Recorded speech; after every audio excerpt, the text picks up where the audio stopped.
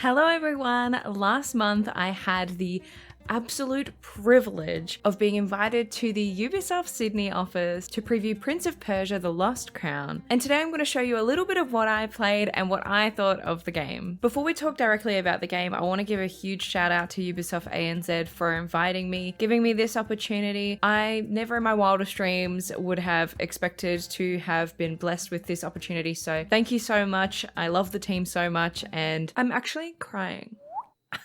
It's from the heat, but am I being emotional? Yeah. It was such a thrill to be in the Ubisoft Sydney offices and see where some of the magic happens. So, Prince of Persia: The Lost Crown is a combination of two things that I love dearly. Prince of Persia, not you, that's better, and Metroidvanias. In Prince of Persia: The Lost Crown, you play as Sargon, one of the immortals who have been tasked to protect Persia. And after a betrayal most foul, you find yourself scaling Mount Kof, which is a chrono-challenged mountain, in order to try and right these wrongs. I had no real expectations going into this preview. I haven't played a Prince of Persia game since I was a kid. All I'd really seen of it were concept art and then a few things leading up to being able to go to the preview itself. All I really knew was they were doing something a little different from the regular Prince of Persia games. I was able to preview the first 4 or so hours of the game, and I've got to say, I did not want to leave the Ubisoft Sydney offices. They had to pry the controller out of my hot little hands. I was so immersed in the game. I didn't want to be disturbed. I was having the time of my life. So I can't wait for January 11th to come around so I can finally have this game in my hot little hands again, because I was right in a groove. So let's go over some of the things that really piqued my interest about the preview and have a little chat about what I thought of the game so far. So first things first, when you're setting up the game, one of the first things that you're met with is the languages screen, which this might sound so basic, but it piqued my interest because one of the things that we were introduced to when we were getting a briefing about the game was that this game had audio for a number of different languages, including English, French, Spanish, German, and most excitingly, Farsi, or as some people might know it, Persian. So you can have a really immersive experience within the game. You can hear it as the game is intended, I suppose, based on the setting. When I get to have the game in my hot little hands, that's definitely something that I'm going to be doing. For the preview, I kept it all in English, so you'll see me playing and hear me playing all in English. When it's mine in January, it will all be in Farsi. I'm very, very excited about it. I think that's a really cool feature. And as far as menus and subtitling goes, other than the languages already mentioned in audio, there's also Portuguese, Russian, simplified and traditional Chinese, Korean, Polish, and Arabic. Just an extreme slay. I'm not sure if that's the final list of languages, but as far as what I saw in the preview version, that's what's available. And on the topic of subtitling specifically, there were a number of accessibility options that I noted, including background to text, changing the stylized text to a plain text. It's really something nice to have so that you can feel the most comfortable that you possibly can while playing the game. Before I get into the meat and potatoes of the gameplay and combat, which I know you're all very excited to hear, I want to talk quickly about the art because I found it to be incredibly striking. The palette of this game is just beautiful. It is so rich and vibrant. It is highly saturated, which I think is kind of a trend that's going on in gaming at the moment. It definitely fits in with a lot of Metroidvanias that I'm personally familiar with, Hollow Knight and both the Ori games. It really felt like Ori to me in the way that the lighting was used in this game, the twinkly blue lights that make everything feel really magical among the kind of more ancient architecture that they use. Each area in the game feels distinct and you never really feel lost in any part of the game because every part is different enough and recognizable enough that you kind of never think, this looks just like another area, how do I get out of here? It's very, very beautiful. Even the map design is really easy to use. That was particularly what reminded me of Hollow Knight and Ori. There are 2 modes that you can do with the map as well. One that's a more guided experience and one that's a more exploratory experience. I chose guided because I wanted to baby myself through this preview. I didn't want anything stopping me from seeing as much as I could of the game. And I think even when I play this game in the comfort of my own home, I'm going to play guided as well, just because I really like the feature of it giving you gold points and then you don't forget things. I'm a gamer that I'll put the game down, I'll pick it back up and I'll be like, well, what was my next task? I'm glad that there's those two options available. It's not just one or the other. All of the animations in this game are also really smooth and beautiful and satisfying. Landing hits looks incredible. It's just so fluid and fun. I really can't speak highly enough of the character design as well. Every one of the characters is really unique and interesting. I just love it. You can feel the personality in each of the character designs, which is so special and beautiful. And comparing the flat character images to the models, they look really true to one another. That's really nice. All of them are hot.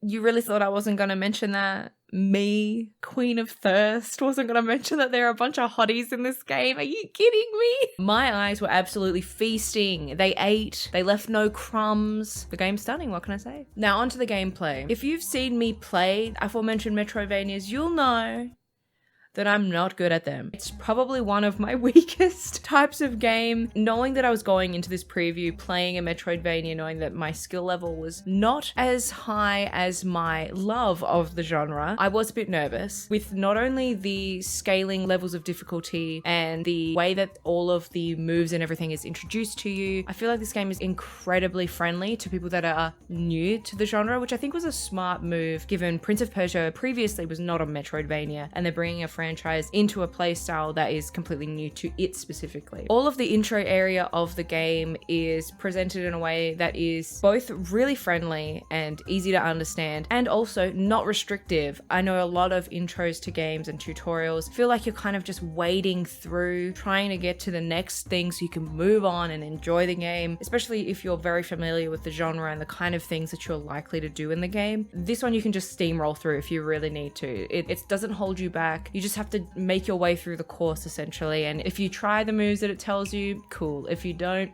also cool, no worries. So I really like that because yeah, a lot of tutorials can feel tedious. This didn't feel tedious at all. It also didn't feel like it was babying me too much. It was just the right amount for me to dip my feet in and get excited about getting started. Now in saying that, I cannot pretend like the tutorial gave me the experience and the knowledge to execute all of these moves flawlessly enough to properly scale the platforming.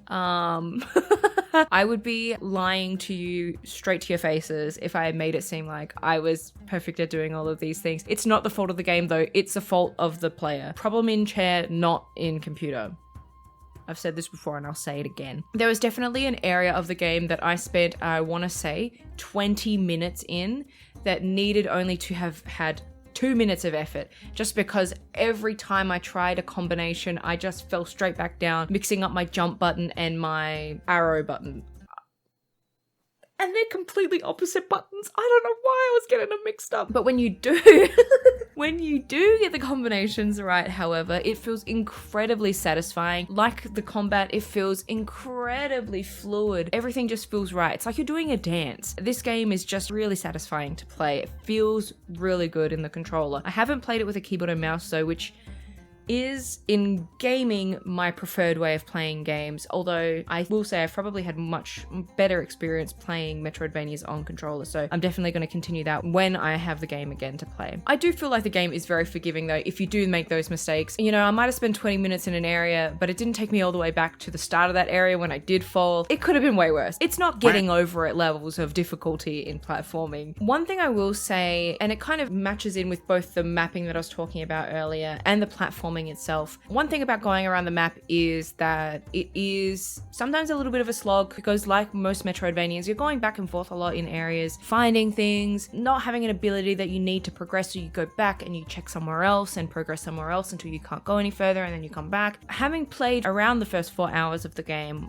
the introduction of waypoints, fast travel locations, definitely comes later than I would have expected. You're traveling around a lot of the map before you end up unlocking them. Although, having said that, there is a really large part of the map that you can explore without needing any abilities or anything like that. So this also could have been my personal error, although having had a look at a few other people's previews, some people also had those comments to say, so I know I'm not really alone there. But yeah, that's something to note. It's not something that detracted from the game for me at all. It's just something that in particular felt a tiny bit tedious as I was running through, with it compounded upon me being incompetent. So If you two are incompetent like me, then that's something to consider. The combat in this game is so fun. I think you can really feel the Prince of Persia spirit in the combat itself. The baddies, they come out swinging with plenty of fun, different play styles to learn and dodge. There are different types of moves that are shown to you based on colored outlines. So when you're fighting them, you know whether you can parry something or you'll need to dodge it because a parry won't work against it. I thought that was a really fun method of learning those sorts of attacks, and the game, again, being a little bit more forgiving to newer players to the genre. The bosses in this game come thick and fast. They're everywhere. I feel like I played probably one boss per hour, and that's not including the tutorial ending part, which is a sort of intro to boss fighting. They're all really fun and varied and visually interesting. They suit the areas that they belong in. I found them to be not very challenging, but still satisfying to play. The last part about gameplay that I want to touch on is the upgrade system. There are two kind of parts of upgrading your combat that I want to touch on. The first one is sort of the overdrive ability, where you can press a combination of buttons in combat and you can use a sort of super move to quickly knock out a couple of enemies. There is a whole tree that you can choose from of different moves. I haven't had a lot of time to play around with that, especially in the first part of the game. You probably pick up 2 or 3 different kinds of moves in that kind of area, and I really liked the first one, so I just stuck with it in that first area. I didn't think I needed the upgraded version. But the other part of it, which I think is so fun, is the special abilities in the form of amulets. You can change these at health trees around the game, but these ones really customize the way you're playing. Depending on your playstyle, you can really fine tune and tweak your experience in the game. For me, I'm someone who goes in guns blazing. I am head on into a fight, so the things that I look for in upgrades are high health and high hits. I love the way it's presented in the little amulets, and Sargon's actually like wearing the little amulets. It's so cute. I have to say, Ubisoft, turn that into merch. You've at least got one person willing to buy them, and I guarantee there will be other people that would be willing to buy them, like a little charm necklace or charm.